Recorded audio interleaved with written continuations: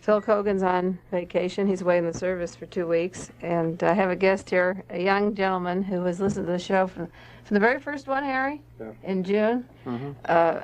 Somebody who lives on the Monterey Peninsula, Harry Powell, and he and his wife have listened since the very first show I had, and they tape every show. You have every one of them, right? And they've missing two, and we'll get those caught up. And Harry has turned on a lot of people to the reading material and to the research, and he is reading many, many books. They're a perfect couple. They're just the way I wish every listener would be. They're always fun. Oh. You find it interesting? It's kind of interesting, I think so. What book are you reading now? I'm reading The Third Reich, and I'm also going to get into the Ross book. Invisible Government? Yeah, The Invisible Government. Yeah. The Third Reich is a good one to read now at election time when you see how the government is manipulating the courts of law. And you're talking about the Justice Department, the Third Reich. Yeah, I just finished that chapter. Yeah, the political assassinations are so closely related to the overthrow of Germany after World War I, and then the people that moved into this country, the Germans, and effected the political assassinations in this country, that if you sit and read that as a textbook, that's a good place to begin to understand Dealey Plaza. So Harry's going to participate with me today and talk about Dealey Plaza. We'll use the format that we do every week on the show, take the news of the week and relate it to the past political assassinations. There was a building that burned down in Dealey Plaza, the Texas School Depository building. And some of you that are too young, School Book Depository, I should know it by now. Some of you listeners are not aware of all the controversy that centered about that building in 1963, 64, and 65, and hopefully the people that were involved in the assassination wanted the controversy to end. We'll discuss what happened in that building briefly, and then we'll discuss why the building was set fire 2 days ago. The sixth floor window up on the left far side was where Lee Harvey Oswald was supposed to have been at the time that John Kennedy was killed. As soon as the law enforcement officers came to the building and went right into the building, Oswald was downstairs at the Coke machine on the second floor having a Coca-Cola. The elevator was broken. No one in the stairway, after all that excitement, saw him running down the stairs. He's never been identified by any person as having been seen on the sixth floor of the building. He was down there having a Coca-Cola when the policeman entered the building. The researchers took the movie, the famous Zapruder movies, and recreated the shooting of John Kennedy according to the time frames of from the moment he was shot in the movie until his head was blown off. And they recreated it into so many seconds that the car traveled and the shots could take place. And in that amount of time period, the gun that Oswald was supposed to have owned, which he didn't own, could only shoot 3 bullets. So in reconstructing the crime in Dallas, the killing of John Kennedy, they had to allow for only 3 bullets and no more. Have you read any of those books, Harry? Justine's book? Yeah, I read Justine's book. Yeah, the controversy. Of course, you met Sprague when he was here, Richard Sprague, who recreated the time thing, the problem with the bullet, and Cutler, who had a whole lecture and a book on the... I didn't read Cutler. Oh, you haven't read his book? Well, the point was that Lee Harvey Oswald, if he had been in the sixth floor and if he had owned a gun, would have shot John Kennedy in the back, 5 5/8 inches below his neck, and the bullet had to exit, be the same bullet that went out of him and had to exit in his Adam's apple, which went uphill, which is against the law of physics. And from the sixth floor depository, the direction of the bullet would go straight down. So they were stuck with a problem because one bullet exited, and they locked up the x-rays of John Kennedy's body. They're locked in the National Archives as long as you want them locked up. Right now the government says 75 years. We're trying to get them open. The x-rays were never used by the Warren Commission to show how many holes were in John Kennedy's body. And his coat is locked up for 75 years. It would give the answers to some of those questions. But a year ago, a man bought the Texas School Depository building because he was interested in reconstructing what he said the history of the Kennedy murder, and he collects items from the Kennedys. I don't know what he has that isn't in the Kennedy Library, books and information, facts on the assassination. He's from Nashville, Tennessee, Mr. Mayu, and he bought this Texas School Depository building. And the city of Dallas was simply furious because since the assassination, no one's ever been allowed on the 6th floor to examine the window where Lee Harvey Oswald was supposed to have shot. And from the 5th floor window, some people were up there, and the Warren Commission went to the 5th floor, not to the 6th, because that even makes the bullet going higher up when you're shooting down. So the Warren Commission went to the 5th floor, and the photographs that they took out the window, there was a tree directly in the way of the scope if Oswald had shot from that window. Other researchers have said he shot from other windows on the gun that shot Kennedy from the back. One of the bullets came from the 6th floor farther down the hall, but it wasn't where Oswald was standing.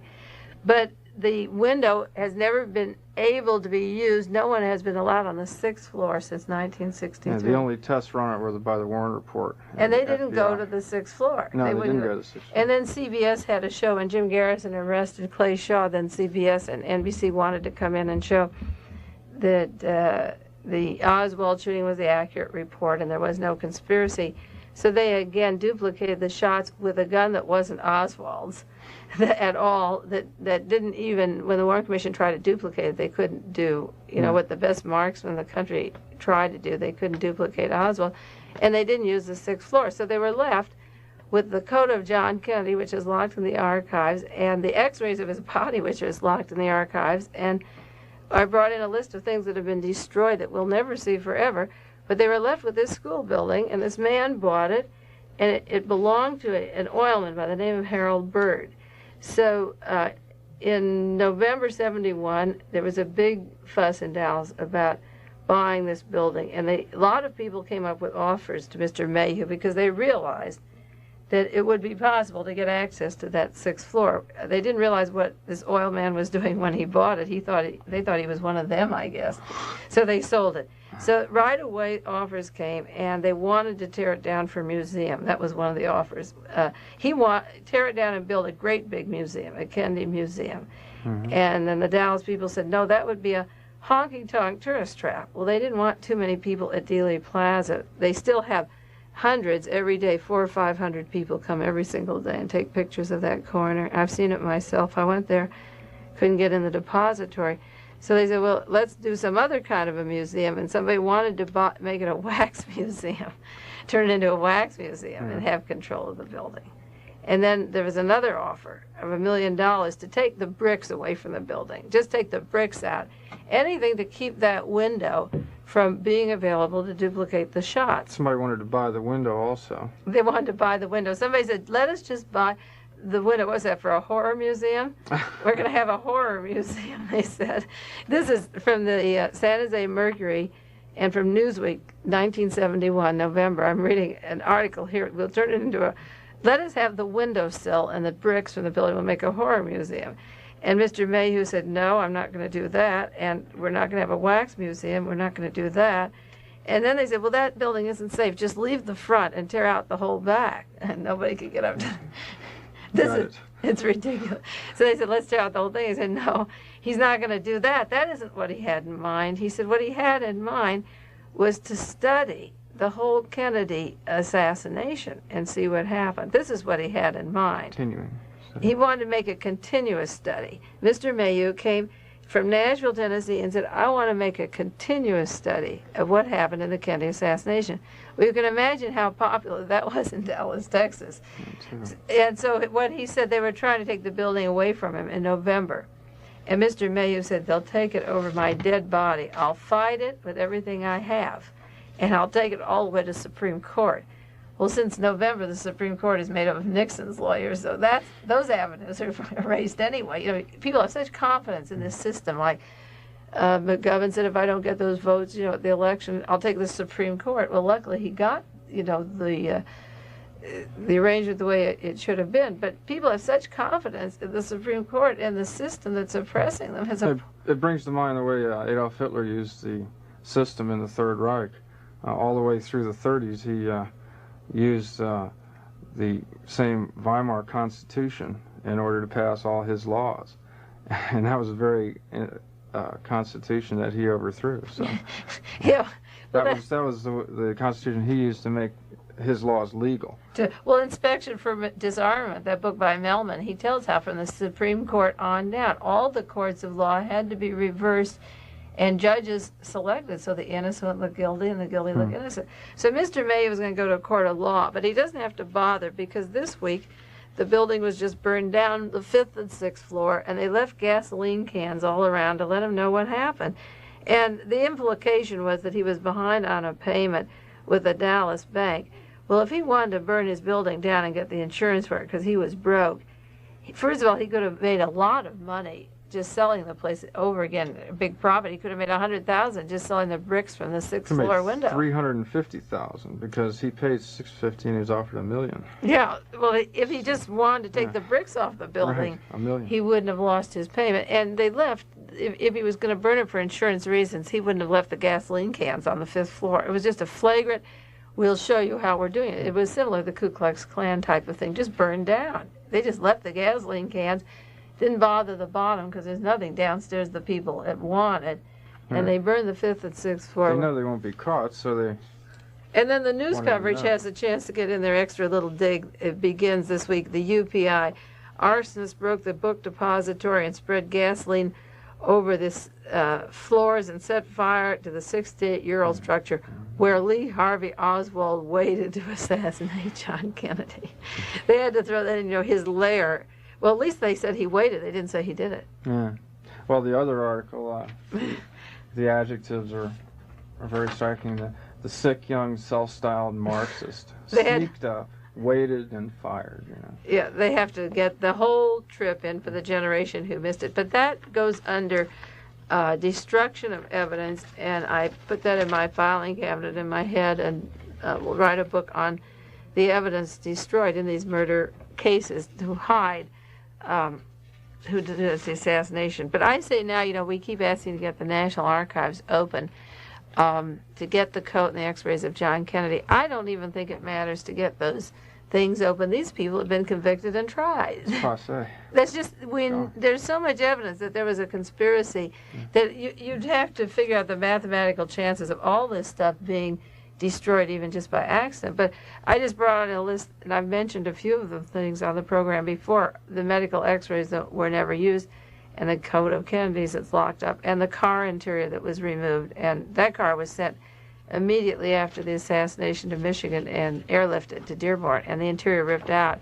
So nobody could see if there were extra holes in the car. The clothing of John Conley was sent to the dry cleaner. The FBI never saw it or examined it. It was completely ruined by the time the doctors asked to see it, and the street sign in front of the book depository was removed, and the lamp post directly in front of the depository within hours after the assassination. And no one can find out who gave the orders, but I think the street sign was nicked with bullets, and frames of the Zapruder film were cropped. Life magazine bought them right on the spot at Dealey Plaza, gave $1 million, kept the films. The Warren Commission didn't use them for their work.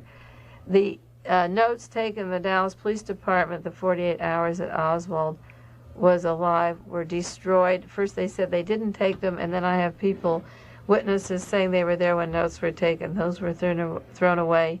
John Kennedy ended up with 2 autopsies, one an FBI version that had an extra hole in his back that went finger length, and then the one that the Warren Commission used that the bullet exited as Adam's apple. And when they wanted to know the discrepancy on the 2 autopsies, they called Dr. Hume, the Navy doctor, did the autopsy, and he said he destroyed by burning his original orders. And Oswald's post office application, where he filed, where he was supposed to have received the gun as a postal federal law that it remained in the post office, your box application, for 2 years. And they wanted to see what names could receive packages at that post office, and they went there, and that was destroyed. And then Oswald went to an attorney down in New Orleans named Dean Andrews, and he had an honorable discharge from the Marines, and when he went to the Soviet Union, they changed it to dishonorable to make him look like he was not popular at home. He was going to give off the radar secrets. So he went to Dean Andrews, and there was a special slip, a special color card. Standard procedure for us, intelligence. To offer information. Well, to fire him once he's done something. Oh yeah, and they gave him a dishonorable because to change it to a dishonorable. Yeah, I just have been reading this book on counterintelligence, the British counterintelligence. It's a new book that's out, And it goes into how when you make yourself desirable to the other party, you offer them information. And it has to be true information or they will, you'll blow your cover and they'll kill you. So you have to give them information. But the party you work for already knows that you're going to offer it. And provisions. So they give you false information. So, they give you true information, but then they change. See, well, true information that doesn't really matter. It doesn't matter. No, like Donovan in the Marines, the officer over Oswald, when he had top security clearance in the Pacific, he said that they routinely change all the codes after a certain time period. Oh. So when Oswald goes to the Soviet Union and said, I'm going to give you all the code names and operations for the Pacific, and at Sugi Air Base in the Philippines, and he had memorized all of them and was really sharp at that kind of thing, he offered them the real codes.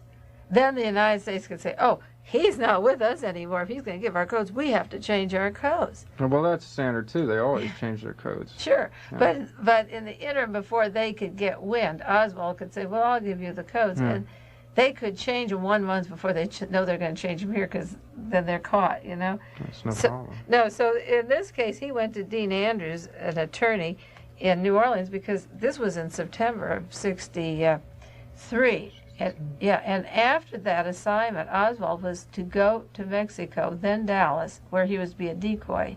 And he had applied for a university at Austin, Texas. He was supposed to start college as soon as he was cleared of this thing because he didn't own a gun, and he would be arrested while the real assassins leave town. You see, and he was framed. Well, he didn't know that part was going to happen to him. He was in New Orleans, and he'd come home from serving his time in Russia as an agent of the CIA and Navy intelligence. So he went to Dean Andrews, the assigned attorney, to change his discharge, and he was in correspondence with the Secretary of Navy, at the time. And who happened to be John Connolly. John Connolly. Don't let us forget that. Yeah, and Fred Korth. Before Connolly, there was Fred Korth all the time that Oswald was Navy intelligence. Korth was the attorney for Marguerite Oswald's husband. And as a witness before the Warren Commission, she names Fred Korth. And when she wanted to get a divorce from Mr. Ekdahl, that was Lee's stepfather, Fred Korth, as the attorney, brought in 3 or 4 people that Marguerite Oswald had never met in her life when she was married to Ekdahl, and each one swore different things about her. So she knew that Fred Korth was in on framing Lee. Yeah. And she knew Lee was in Navy intelligence because he had brought in witnesses she had never met, and he knew that this lawyer was in the intelligence system. And besides, she was KGB. No, you're talking about the wife, Marine. I mean Marguerite. Oh, did you say Marguerite? No, I mean Marguerite Oswald, Lee Harvey Oswald's mother, got a divorce from Mr. Ekdahl when Oswald was an adolescent, 14 or 15. Yeah. And the lawyer who represented her was Fred Korth, who became Secretary of the Navy, who was a big wheel in General Dynamics down in Fort Worth, Texas, and he was president of the bank that got the contract for General Dynamics and the famous F-111 that Lyndon Johnson switched down to Texas for Fred Korth. Infamous. Each one scratches their own back. There's a network, that goes on and on, of people linked to each other. Yeah, well, Dean Andrews, the minute that the assassination story broke, about Lee Harvey Oswald in New Orleans and things, the complete file of Dean Andrews' office were ripped off, and everything that he had, the Oswald applications. And he said they had a special color to them, and I know this was a code name, who to send it to. Then Oswald's passport, in the Warren Commission hearings, he had a passport that was marked secret information on it, and it was in the State Department at the time of the assassination on November 23rd, 1963. It was burned, and a lot of his State Department papers were on the desk of the State Department the night of the assassination. So in volume 23 of the Warren Commission hearings on page 188, they asked one of the witnesses from the State Department about Oswald's passports, and they said, the night of the assassination that was accidentally destroyed while being thermofaxed.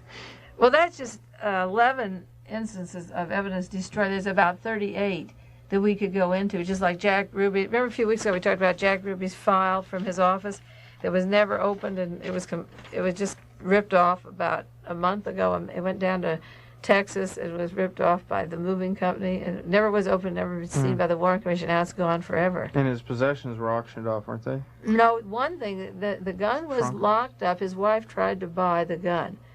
and it's still in Washington. And some man from Oklahoma wanted to buy it right after the assassination, and a sale was made, and then another person who's clear conscience said, "Don't do that, save it around," because we have yet to see that gun fire those shots, in 5 seconds. That'll be the day, from the top of the archives. So that's evidence destroyed, and the article that you read in the paper about the book depository burning down is not as insignificant, as they want it to be. Now, the way you handle espionage agents in foreign countries like Germany or Russia isn't any different than the United States. And a typical example is trying to make the particular agent, if he's caught, appear insane. In the Soviet Union, they send them to mental hospitals and say they're insane if they begin to talk or know too much. And in Germany, they would shoot them and say they were shot while they were trying to escape. America uses both systems. We're the best of all. Anything to destroy their credibility. Well, we're the best of all possible worlds. Like when they want to kill George Jackson, they were planning it down at Soledad for a year and a half. Finally, they just had to say he was escaping. And I mean, it's just a big mess. And there's certain people, revolutionaries or people onto the system in Attica, they could take all of them in one fell swoop. And we do this all the time with guys that are escaping. But the people in power today are having a little trouble because one man who was supposed to die, George Wallace, is still alive. And he's very, very sick. Have you read the articles how really sick he is? Yeah, he's supposed to be improving. No, I don't think Not improving. I would be surprised if he made it. His physical condition is just terrible. Yeah, a bullet, he had just eaten lunch and the bullet punctured his intestines and they went all inside of him. And they had to take all of his intestines out of his and lay it on top of his chest and do a very complicated surgery and didn't get all of it out. It punctured a lot, spleen and the pancreas and everything. Yeah, I mean, he was really in bad shape. That's why they waited on the other surgery. And he has a lot of spunk, and if he lives, I think he'll follow this thing through. But he seems to be recovering. Yeah, the Nixon administration is trying to put off the trial of Bremer, and they've put it off now till July 31st. They want to put off the Democratic suit against the Republican committee to investigate Nixon, the Watergate suit. Well, they're trying to put off the trial of Bremer. This is July 31st. In the interest of national defense. Yeah, and the excuse is we have to do a little more mental testing. Well, Bremer is really mad. The New York Times says Bremer, who's 2 years old, has refused to go to the state psychiatrist. They misprinted that. But he's not insane, and he's refused. The New York Times says that he has refused to cooperate with medical or psychiatric examination. I think they'd make him a vegetable. I don't see how John Mitchell and Patrick Gray and Richard Nixon can survive if this boy survives. And I don't see any reason not to make him a vegetable because he's in a very delicate position because he was hired and he was seen with accomplices, and Patrick Gray is waiting to be appointed the head of the FBI. He's closed the case. It was an obvious conspiracy. In 3 weeks he closed the case. In 3 weeks he closed it, and nobody has said what members of the Milwaukee club he associated with. This boy worked there 3 steady years. They keep referring to him as a busboy in Chandler. Nobody's told why he was staying at the Waldorf Astoria in, what was it, $80? Lord Elgin, $80 Lord Elgin Hotel up in Canada, or the Sheraton Hotel in Maryland, and was coming back for more reservations. Now it seems he took an airplane. He was going more than 1,000 miles a day and traveling all around. See, well, that's an obvious conspiracy. What are they going to do with Bremer? What do you think they can do with him? Well, I'm glad it's their problem and not mine. I'll listen to this way. I'm glad it's their problem. Yeah. I'm glad that they have a problem. Yeah. See, what happens is, if Wallace had died, Bremer would have been given a deal like James Ray, like maybe with no trial, or he would have been isolated like Sirhan and the other assassins. See, so now they're stuck with a man who isn't dead. He's just damaged for life and hanging between life and death. But they've stuck with Bremer, who could have access to writers or researchers or, computer and automation came out with an article. We'll cover it next week. We don't have time this whole week. But it's on the shooting of Wallace. It's the newest issue. And for those of you who are new to the show, I bring up this magazine all the time, Computer and Automation, and Edmund Barclay is the editor. And it comes out of New England, and he's on his 2nd year now, and every single issue he has questions of political assassinations. And this issue is only on how many bullets were in George Wallace. You see, there were 5 in George Wallace's body, and there were 3 of people staying in the shopping center. And this article comes up with 10 wounds on 4 individuals. Wallace and a man and a guard and another lady. So you have... From a five-shot revolver. From a 5-shot revolver. This is good that this is one of the first articles out on Wallace because it's going right to the bullets. Does this sound familiar where you have more bullets than a gun? Familiar.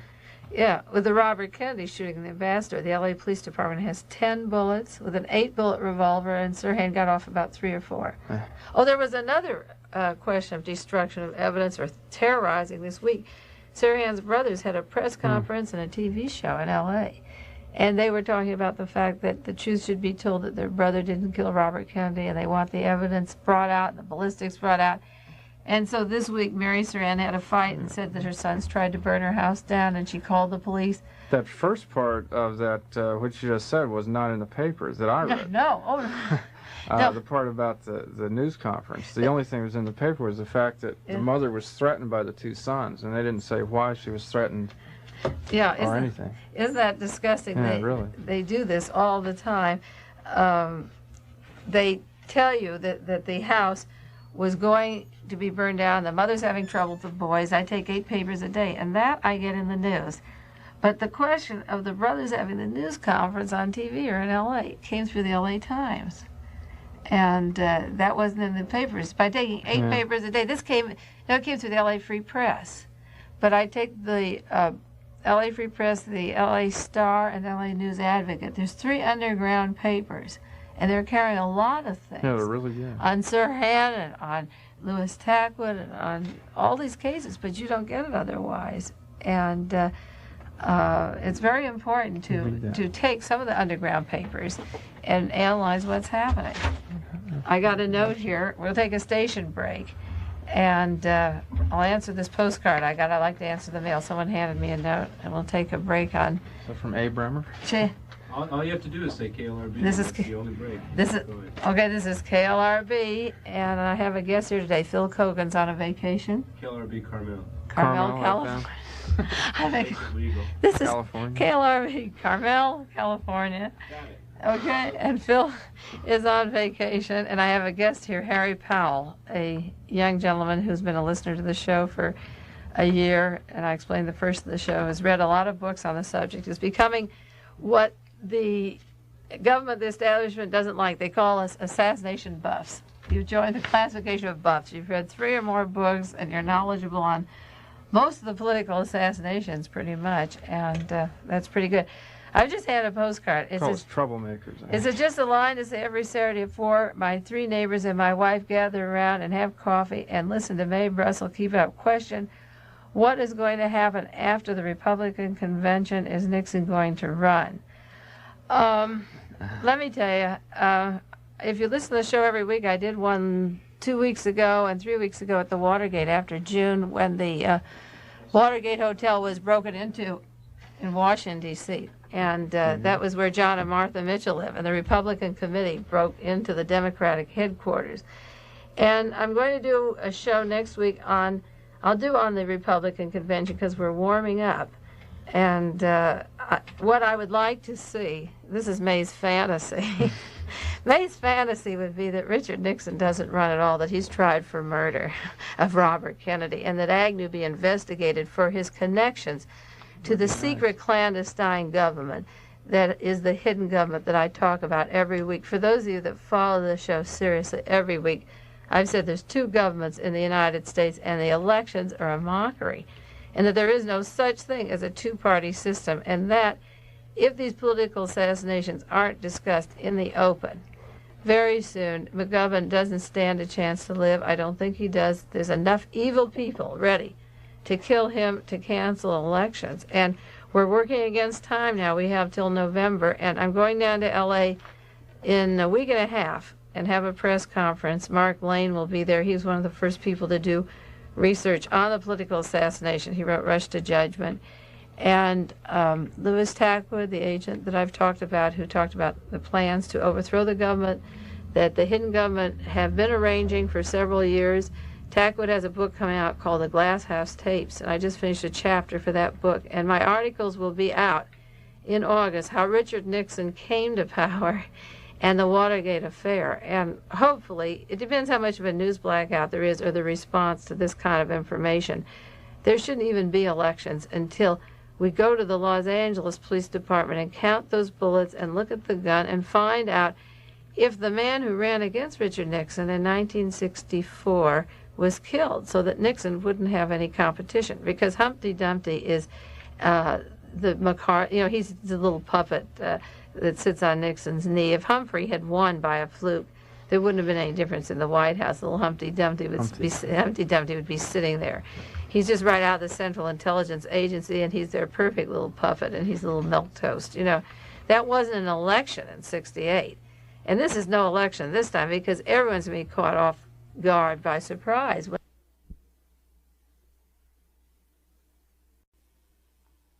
Military system and Wall Street.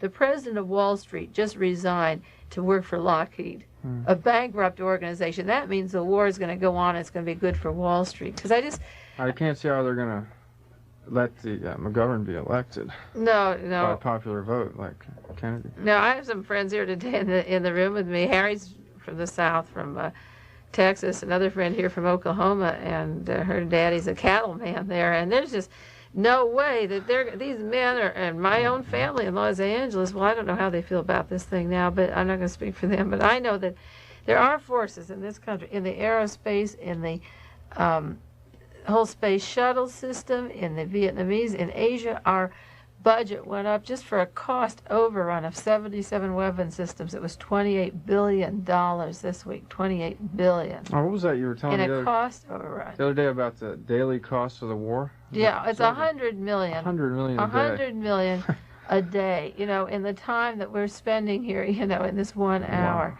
Divided up, 24 into that 100 million, just for a nothing war, war. Well, the bases are growing in Thailand, really heavy. We intend to stay at Asia. There's a lot of oil in Asia. There's a lot of oil in Alaska. We can control it through the space agency, and von Braun has his hands in that oil. He resigned the space to control that oil. There are powers, the Standard Oil, Rockefeller. He just opened a deal now to start bringing oil from Russia, and I've mentioned before the interest that Rockefeller and John J. McCloy, who was on the Warren Commission, have in the oil in the Ukraine. They're just not about to let the third world, the people, the human beings, get their thing together. Somebody asked me about the election. I don't see any way, knowing as much as I do about how these people moved into power. Head of the American Bar Association, Leon Jaworski, worked CIA foundations, represented Texas at the time of the assassination for the Warren Commission, and John Connally, waiting to be one of the top men in the country who knew about the assassination to kill Kennedy. When Garrison wanted a certain witness, Sergio Acacia Smith, Connally wouldn't extradite him. If he wanted to find out and clear all the rumors, Connally could have cleared all the rumors a long time ago. See, if people think, like the question says, what's going to happen after the convention? Connally changed his story on the bullet that hit him, too. Oh, well, first he said it was a different bullet than the one that hit Kennedy, and then later on he withdrew that. He still kept it that it was a different bullet. You see, that's his power. Yeah, but he didn't. By his not agreeing with the Warren Commission, Harry, this is his power. Like he says, I know what happened. But he didn't make a big public thing out of it. But it's very clear that he doesn't. That what he says is true happened to him. Right. That Oswald didn't do it. But that's just holding something over the people in Washington. Yeah, that's his end. See, that'll make him the president of the United States. That bullet, that extra bullet, because it's what you have on people.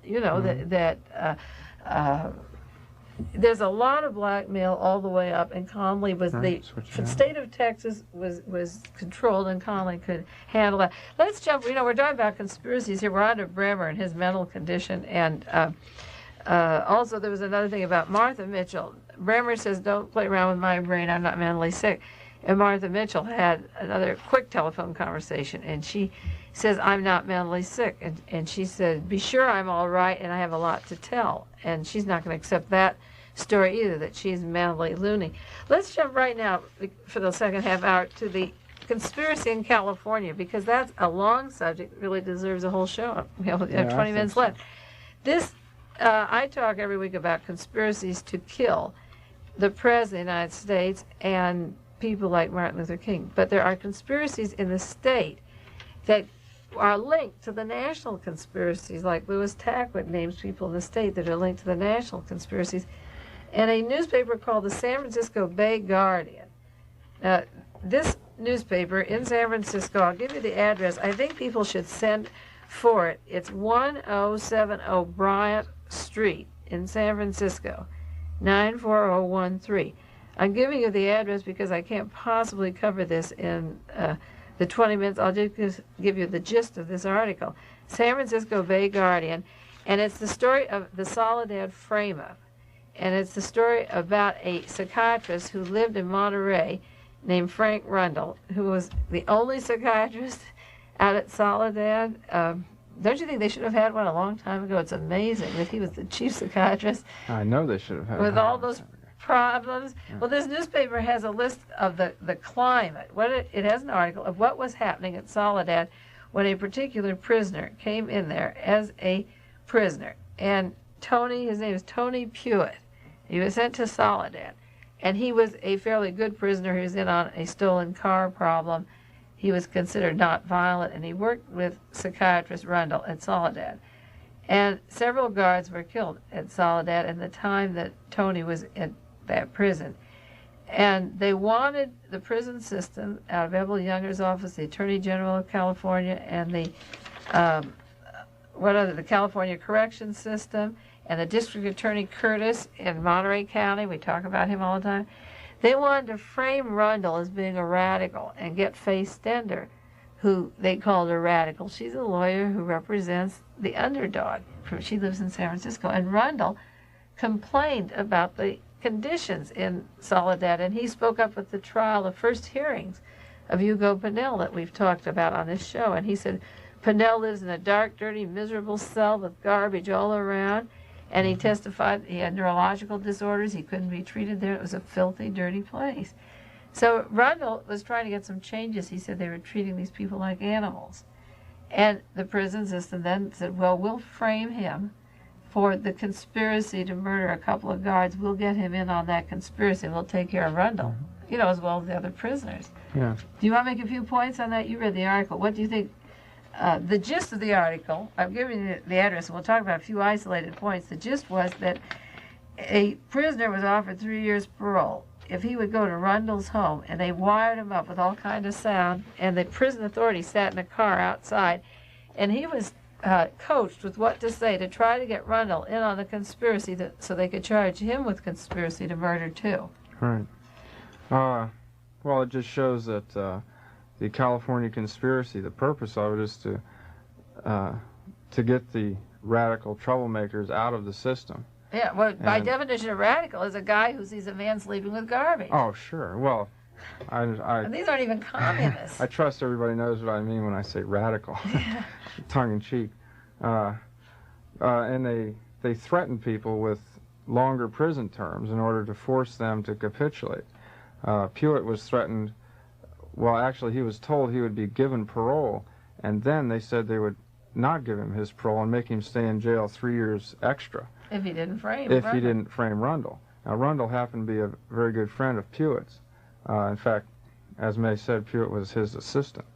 So Pewitt's, he said all he could think of was 3 extra years in prison. So he went on into Rundle's house and wrote him notes while keeping up a mundane conversation. He wrote a note in his pictures in the Guardian. He says, I'm wired for sound. It's really heavy, wasn't it? He ripped open his shirt and he had mics all over. Yeah, there's a picture. He says, it's like I'm having an EKG. He said he was bugged and wired and all the way down to his shoes and everything. And they went in the kitchen to have some drinks, and Rundle didn't know what to do. So he wrote back a note while they're having a conversation. What do we do? So Pewitt says, we'll go out and get a Coke. And he called some detectives in Monterey who went over and took a picture of the wiring system. Took affidavits. Yeah, and the rented car. They let him out of jail with a rented car. and restaurant receipts and all this stuff. And he was supposed to implicate and make conversation and get this psychiatrist in on a murder charge. Well, they used the credit card of his fiance's father to that was another blackmail. He bought a pair of shoes, so they said, right. Yeah. His fiance bought him a pair of shoes with her father's credit card, Yeah. and then her father decided, under pressure from the prison system, decided to prosecute Pewitt. So there he was. That's right. And then to show a statewide conspiracy, when he got back into the arms of law enforcement men, they said, well, you really blew it, so you're going to jail for 3 years. So they sent him down near Bakersfield. They got him on a murder rap of a thing that hadn't been solved for years. And they said, it was a 4-year-old case. 4-year-old murder rap, and they said, you're involved in this murder rap. Yeah. And the only thing that saved this guy from going to jail, he was willing to go to jail 3 more years to help Rundle not be in a conspiracy charge. But the only thing that saved his life from being in jail on a murder rap, imagine framing for a murder rap, was that Rundle called a lawyer and detectives and had everything taken down. Publicity. See, when you're in jail, you can't even, a lawyer has to come to you. So they had everything set. And then when Rundle wrote up to the California Department of Corrections, they dropped all the charges and didn't want a suit going on. But the opinion, this is the opinion of the author who wrote the article. We can go into some more details. He said, I believe that when the Soledad killings began, these killings, let me stop, were the ones where the blacks and whites went out in the yard, and that's the time when they were really going to get Jackson the first time when these killings began. And we know that's what they told us that happened. We don't even know if that's the guard just shot 3 blacks just in cold blood, and the grand jury said justifiable homicide. So then there was a fight, and a white guard was shot, and then the blacks are charged with murder. So he said, I believe that when the Soledad killings began, most prison officials were too insensitive to believe that anything was wrong with the prisons, and they blame outside agitators. The underground press, the radical lawyers, the number of Black Panthers that entered the prisons. Everything except the human conditions that the prisoners were rebelling about is blamed. Well, this is let me just stop here for 1 minute. This is what happens in our society, or with Hitler, or with Agnew, or Mitchell, or Nixon. Every time people scream and yell about human conditions in America, they say, well, those are the radicals talking. If we say the prisons are oppressive, they say you're a radical. Right. They take your fingerprint when you go to a trial, like Hugo Pinell's. They take your photograph. You become an enemy of the state if you want to know if Hugo's going to be tortured. You are considered an enemy. And you can't go in and watch Hugo Pinell's trial without being called a pig. No. By the police. By the police. They take your they don't take your fingerprint, they take your handwriting. You have to sign something. They check your handwriting. And they take your driver's license or identification. And then they search you with a metal detector. Search you with that, and then some of these trials, like Angela Davidson up at the Soledad, they took pictures of everyone going in or out. Oh, yes, and after they get your name and have you identified, they run a check on you with their data banks. Do they? Yes, and if you have any outstanding traffic tickets, remember that girl that was picked up, she had an outstanding traffic ticket, so they... On the way home from the trial, they had some? No, she was in the trial, and they grabbed her, and they said they took her, put her under arrest, and told her she was going to have to pay it right then, or... I didn't remember that. During Hugo's trial? Yeah, during Hugo's trial. Oh, God. Well, that's what they did at the Angela trial. I know. See, so if you have anything pending on you, then they'll pick you up if you try to get into trial. Oh, that's terrible. Well, this article says Dr. Rundle was the first insider, the first one to complain about the prisons decisively. Imagine that. George Jackson, this young boy, was in on a $90 thing. He was in a whole 6 years, and nobody saw him, just solitary, isolated confinement. This fellow, Pewitt, was kept in confinement down there, too, and couldn't see anyone. After the Bakersfield charge. In a dark hole. How many months? It was months before anybody could get to him. And so Rundle was the first insider to complain about the prison. Not only did he criticize the security cells, but he threatened to take his case to the public if necessary. That makes you a radical. You see, that is where the trouble. If you take it to the public, and that's why the conditions are as bad as they are, because most people don't take anything to the public. They don't have the courage to see it. I mean, just like, I shouldn't digress, but I think about Ellsberg this week. His trial's going on, and he's complaining that people haven't read the Pentagon Papers. And he said, oh, my goodness, I tried to tell you so much, and none of the potential jurors read it. Nobody read it. And, Is he listening to dialogue assassination? well, why didn't he take the other problems to the public, There was a funny thing. One man that they called in on the jury there had read the Pentagon Papers and found them really interesting. And he blew it. He should have just said he hadn't read them. He finally got someone who read them, and then the judge sent him off. So what good does it do to read? They say, no, you can't be on if you've read them. Yeah, they let them on if they got a security clearance, but they don't let them on if they read the Pentagon I'll tell you what, if I were on that jury and they called me, I wouldn't say I read them. I think a system that's this corrupt, that locks everything up, that does all their secrecy. Don't say that. Harry says I shouldn't say that on there. Okay, I take it back. Let's go on to Rundle. My older conscience here. Okay. The Guardian said it wasn't enough to fire Rundle. The blood had to be drawn from him. Can I say that? That's the California Corrections, but I didn't say it. The Guardian said it's a quote. Blood had to be drawn from Rundle. So from then on, incredible power and resources were thrown into action. Now, this is true. The credit card people, the Bakersfield police, everyone. I said the parents of Pewett's fiancée, the correctional officers, a credit card criminal complaint was turned on and then off by somebody. The Attorney General of office in California did some of this. It was intricate bugging machinery that was paid for, private planes, money for these expenses, phony passes to leave the prison. Homicide detectives came in from another county. All of this was done to come down on Rundle because he said that the prison conditions were not bearable. And he wouldn't turn over the reason they tried to frame him to it is that one of the fellows that they suspected of killing a guard had been a patient of Rundle's up to that time. And they wanted his psychiatric reports. Well, they weren't reports after he killed the guard saying, I killed him, what'll I do? It wasn't a confession.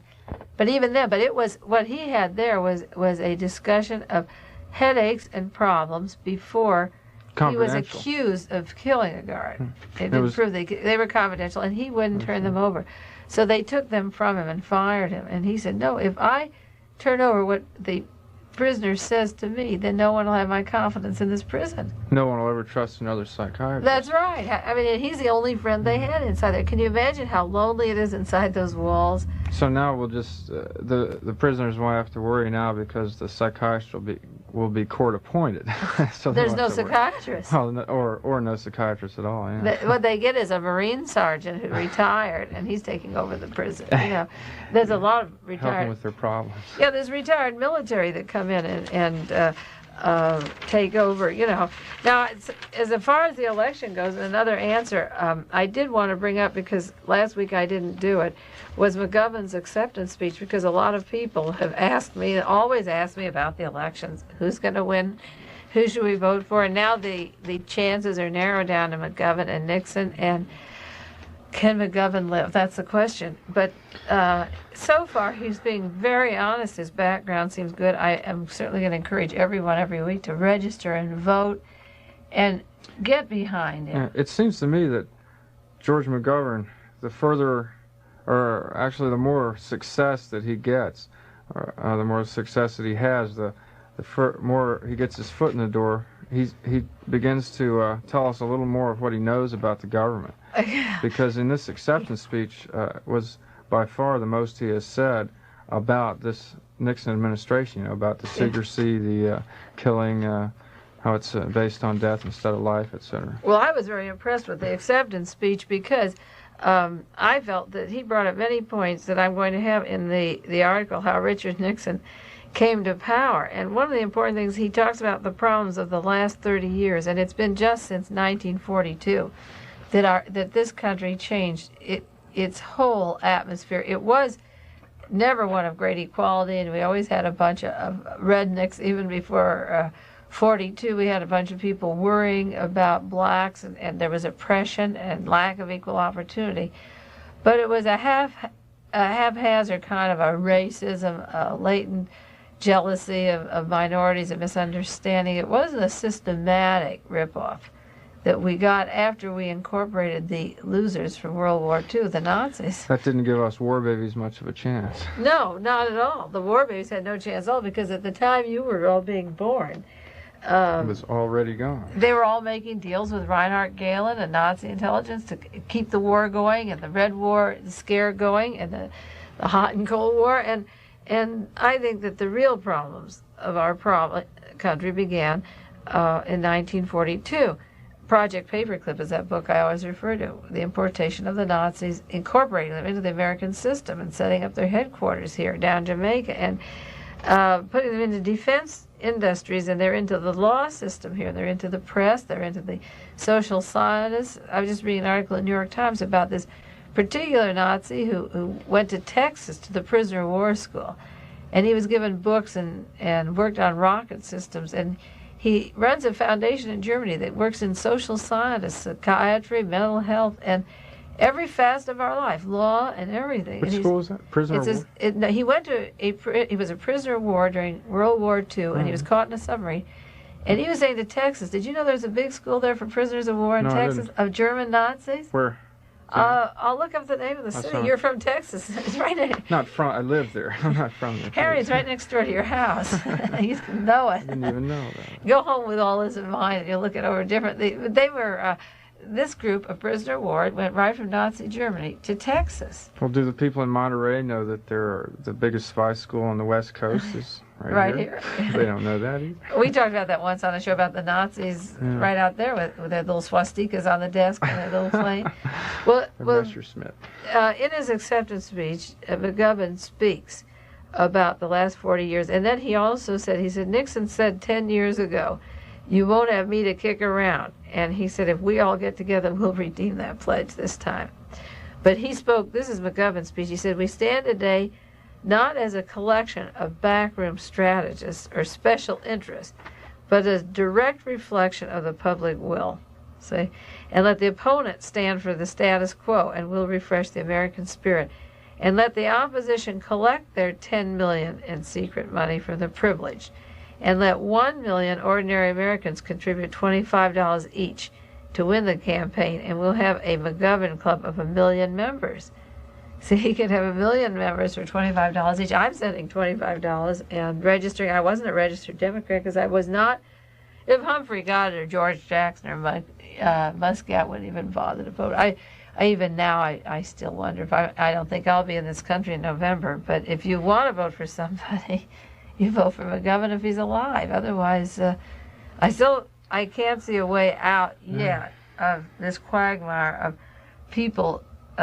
They've been fed so much propaganda that if he died, they'd feel we were relieved. Wall Street is calling him a menace. Reagan was in Ireland saying the country would be set back 1,000 years if he won. I've never heard such dirty talk with so much little behind it. Really hate talk. This isn't political talk. This is dirty hate. Well, as Goering, I'm sure everybody's familiar with Goering. Goering said in the 30s, it doesn't really matter what's true. All that matters is what everybody believes. Yeah. Well, the people that wrote Goering's speeches, right? For the administration. Well, Goering wrote his own speeches. He was Minister of Propaganda, but if you put a lie out over the air, such as the media oftentimes does, then that's what the people know as truth. That's right. Even though it's not the truth, that's what they wrote it in the paper. A man like Haldeman, there was a question in the paper this week, how does Haldeman get so much power in the White House? You talk about press and communications. Some woman wrote in, I went to school with him and he was really brilliant, and what's he just doing as the communications man? He has one of the most important jobs in the United States. Yeah.